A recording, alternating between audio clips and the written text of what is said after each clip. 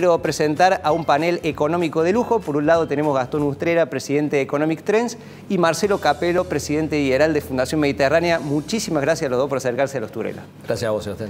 Bueno, lo primero que le voy a proponer, tenemos una serie de placas, es analizar las variables de la coyuntura económica a partir de lo que han sido las expresiones de los funcionarios nacionales. Por empezar, el presidente Alberto Fernández, en el acto del Día de la Militancia, en una suerte de relanzamiento del segundo tramo de su mandato, dijo: este año los sueldos van a ganarle a la inflación. Marcelo, ¿es posible que los salarios en su evolución acompañen o le ganen al aumento de precios? Los primeros 7 meses del año perdieron contra la inflación. Luego vienen algunos meses donde se recupera el salario contra la inflación. El tema es que la inflación se ha vuelto a acelerar ahora y va a ser difícil que hasta el fin del año le sigan ganando la inflación. Y además está por verse, un tema que seguramente después preguntarás, el tema del tipo de cambio. Así es. Si hubiese una suba más rápida del tipo de cambio en los próximos días, semanas o meses, el salario real va a volver a caer. Es decir, tuvo una leve mejora en estos últimos 2 meses, pero tiene de acá un tiempito una nueva caída. Es como si yo te dijera, pensaba para enero bajar algunos kilos para las vacaciones, para ir a la playa. Y a mediados de noviembre no bajé ninguno y todavía me falta pasar la fiesta de fin de año. Exactamente. Me falta todavía Navidad y Año Nuevo. Así es. Al salario real mejoró un poquito, pero todavía le va a faltar pasar eso que normalmente lo tira abajo, que es una devaluación del peso, quizá moderada, que suele subir un poco la inflación y hacer caer el salario. Y después veremos. Veremos. Y Gastón, vos compartís esta visión, así que podría haber, digamos, una especie de recuperación del valor del dólar, una apreciación, y que esto, bueno, por supuesto, impactaría en el poder adquisitivo de los argentinos. Bueno, todo el mundo está mirando desde antes de las elecciones, tratando de mirar hacia adelante para ver qué puede ocurrir con el dólar. El punto es que el dólar no está atrasado como lo estaba a finales de 2015, es decir, desde el punto de vista del dólar oficial, en su impacto o en los incentivos que genera para exportaciones e importaciones, no está atrasado, no es ese el problema, pero el problema es toda la demanda de dólares financieros que hace que los dólares no oficiales estén demasiado altos en comparación con el dólar oficial. Esa brecha cambiaria genera muchas distorsiones, entre otras cosas termina haciendo crujir el mercado formal el tipo de cambio, y el desafío que tiene el gobierno es cómo cerrar esa brecha. La forma ideal de hacerlo es generando mucha confianza para que todos quieran vender dólares para invertir en Argentina y que eso haga bajar los dólares no oficiales. Eso prácticamente no está en el escenario que cualquiera esté analizando a futuro. Entonces ahí es donde todo el mundo se pregunta de qué manera el gobierno va a empezar a tratar de cerrar esa brecha subiendo el dólar oficial. Si lo sube gradualmente, pero a una velocidad más acelerada que durante los últimos meses, corre el riesgo de que le pase lo que le pasó a Kicillof a finales de 2013, que es cuando el dólar sube demasiado, el exportador no tiene mucho incentivo a liquidar sus exportaciones, el importador tiene incentivo a salir rápido, a pagar importaciones, y todo eso genera problemas en el mercado cambiario, y para contrarrestar eso hay que subir tasas de interés para que no resulte tan atractivo hacer ese tipo de operaciones. Subirlo de un salto soluciona ese problema, pero genera inflación impacto, claro, en un contexto donde la inflación ya es demasiado alta. Ahora, algunos economistas y cambistas, se lo pregunto ahora a los dos, sostienen que la divisa norteamericana estaría retrasada un 20%. ¿Cómo hacen el cálculo? Dicen, bueno, el resto, a la inflación argentina, a la inflación de Estados Unidos, lo comparo con la evolución del dólar y me da que aproximadamente casi un 20% estaría retrasado. ¿Ustedes coinciden? Es la discusión sobre el dólar de equilibrio, que no es una discusión fácil, pero uno puede tomar referencias históricas. Por ejemplo, ¿cómo está el dólar oficial actual, ¿no? Ese que está alrededor de 100 pesos. Sí. Contra el 2007, que fue un año de un tipo de cambio realista, y está 30% abajo. Contra el 2011, y está prácticamente a la par del 2011, o sea, al inicio del último periodo de Cristina, del segundo de Cristina como presidente. Ahora, ese 2011 fue el inicio de una apreciación mucho mayor. O sea, en 2011 ya está un poco apreciado el peso. Yo creo que está levemente apreciado el peso en Argentina en este momento, además de lo que decía Gastón del tema de la gran brecha que existe, de prácticamente el 100%, con los otros dólares alternativos, está el tema de que hay muy pocas reservas en el Banco Central. Si restamos el oro y los DEC del FMI, además de otras cosas que hay que restar para llegar a la reserva de libre disponibilidad, son cero o prácticamente negativas si restamos el oro también. Entonces, aun cuando el dólar no esté muy barato, no esté muy rezagado en Argentina, el hecho de que haya muy pocas reservas es lo que va a hacer que muy probablemente el gobierno, como mínimo, acelere las mini devaluaciones diarias. Y si eso no alcanza, por lo que decía Gastón, de que eso también lleva a que se retrasen las exportaciones y se adelanten las importaciones, quizá tenga que dar un salto más discreto, que eso yo lo vería más para enero, febrero. Perfecto. Se saca una primera lectura de ambos, es que si hay devaluaciones sería en un formato micro, en principio, es decir, gradual, para que se entienda.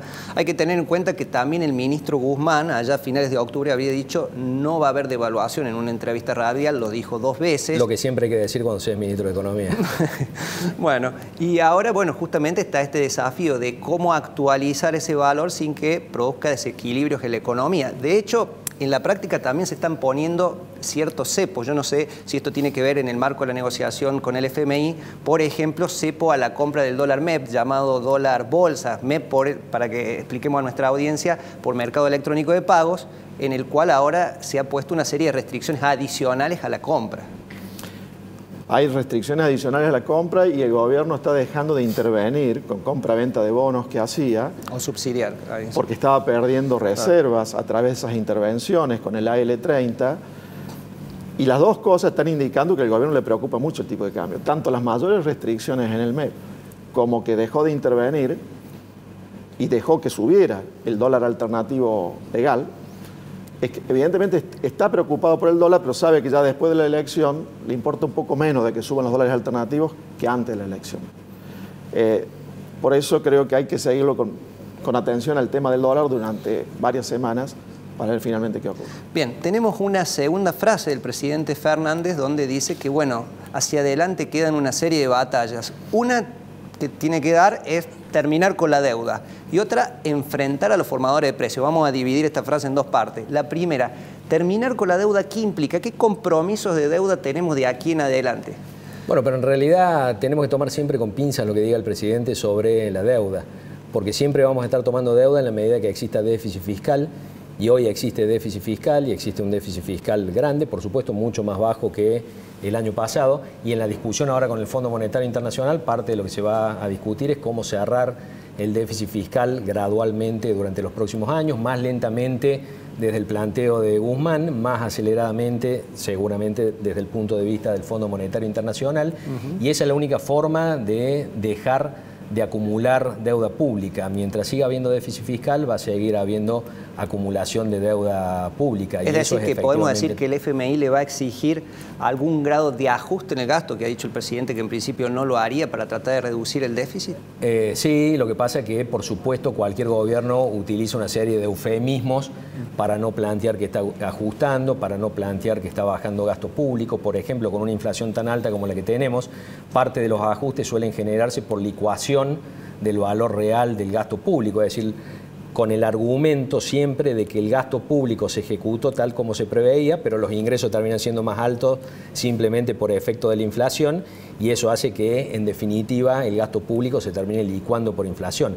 Eso permite hacer ajustes fiscales diciendo que no se está haciendo ajuste y que no se está bajando el gasto público. Eso es altísimamente probable que ocurra. Lo mismo se puede hacer con los subsidios al transporte y a la energía eléctrica.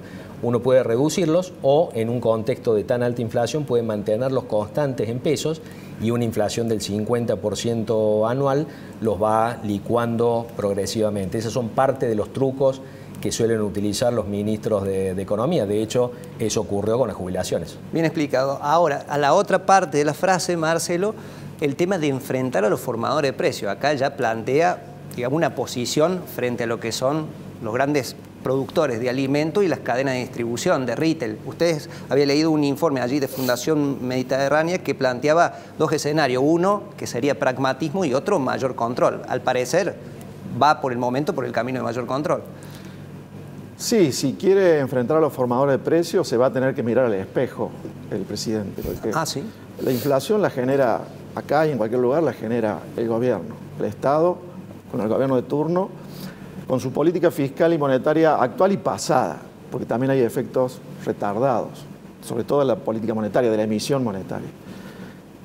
Para hablar, digamos, seriamente, para bajar la inflación hay que actuar sobre las variables fiscales y monetarias. Hay que desconfiar, la sociedad tiene que desconfiar siempre de los políticos que hablan de la deuda, pero no del déficit, lo que recién planteaba Gastón.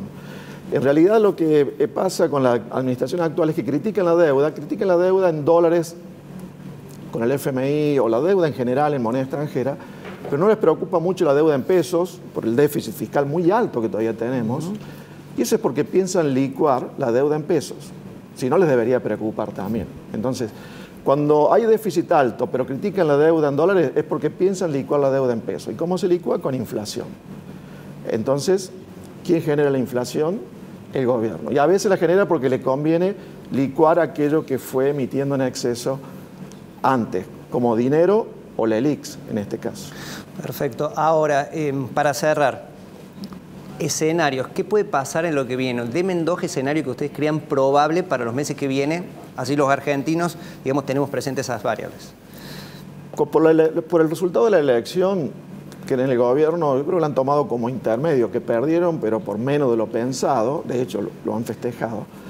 Creo que la visión que van a tener es de volver a cierta moderación en la política macro, como hubo en la primera parte de este año, después llegando las elecciones, tiraron la casa por la ventana en materia fiscal. Para mí vuelven a cierta moderación, porque además tienen que arreglar con el Fondo Monetario y les va a exigir eso.